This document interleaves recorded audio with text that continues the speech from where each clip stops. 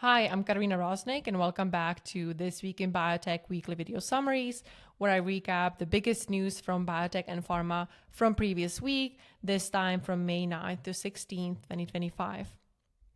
Our first story is about Trump's drug pricing executive order, which was announced on Monday, May 12th, and it is aimed at lowering the cost of prescription drugs in the United States.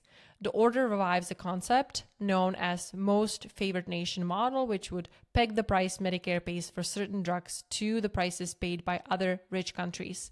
Trump said that the move could cut prices by as much as 80%, using examples like Novo Nordisk's Ozempic, which can cost up to 10 times more in the US than it does abroad. But in terms of actual policy, the order is limited.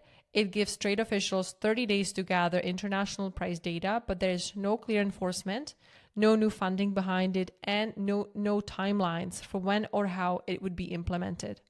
And that's likely why the markets didn't really react.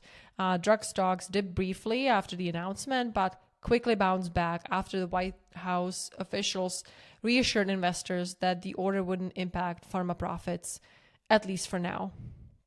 The broader issue here, of course, is that Americans continue to pay the highest prices in the world for prescription drugs, almost 3 times more for brand name medications than patients in other countries, and for some other generic drugs, even 10 times more. For example, an EpiPen can cost $600 in the United States, but only $60 in France.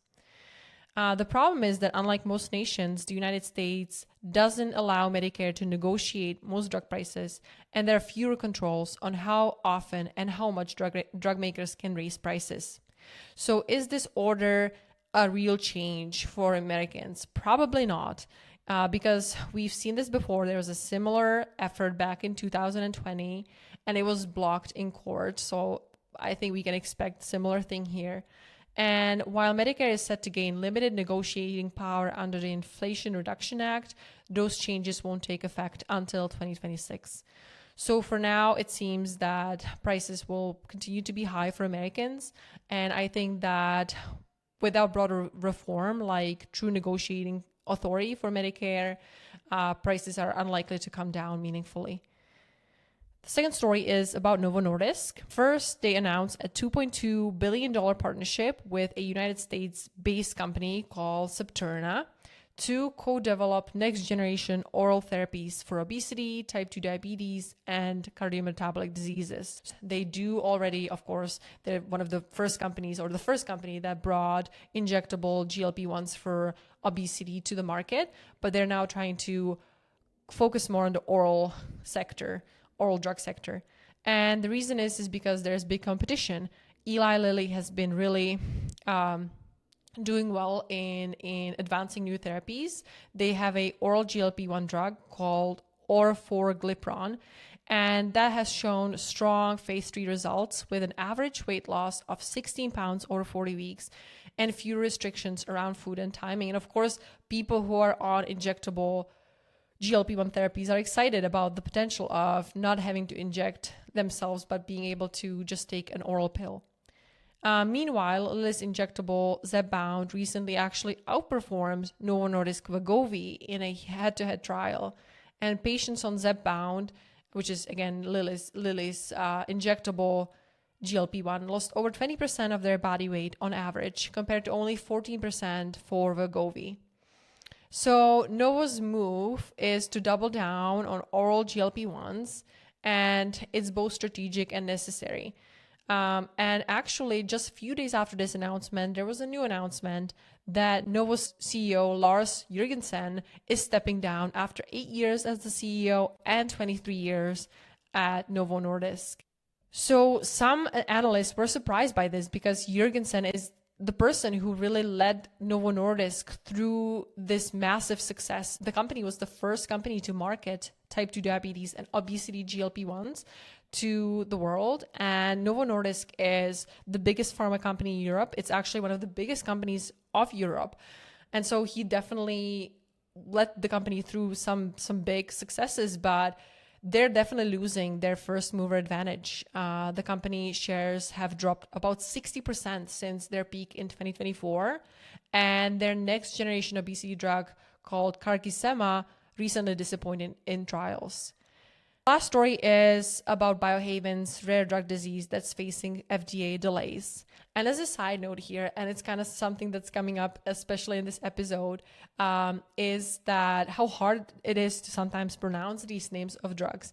And I actually took a class back in my PhD, which was called something like drug, how to market a drug. And it would bring us through preclinical, through clinical trials, all the way to marketing. And the professor always said that he's surprised by how hard these names are to pronounce. And of course, they have to come up with names that haven't been used, that don't resemble any other name. But some of them, man, they're so hard to pronounce, like this one. Okay, so Biohaven stock dropped over 22% this week after the FDA delayed its decision on troriluzole, a potential first-in-class treatment for spinocerebellar ataxia, or SCA. The agency, the FDA, extended the PDUF date by 3 months. So PDUFA is a date by which the FDA hopes to make a decision on a new application, new drug application. And this time they cited the need to review recent company submissions. They did not raise any safety concerns, but they simply said they needed more time. And some people said maybe this is because of the recent internal shakeups and FDA restructuring efforts, but it could simply be that the company just needs more time to review the submission. Actually, according to Endpoint News, an article that was published yesterday or a few days ago, senior leadership is now rethinking how the PDUFA framework is structured. They are suggesting that for companies that are coming up with more rare disease drugs, they'll just not give a date. They'll simply say, we're going to know by Q2 of this year, because sometimes they just need more time to review a drug that's more of a first-in-class kind of drug.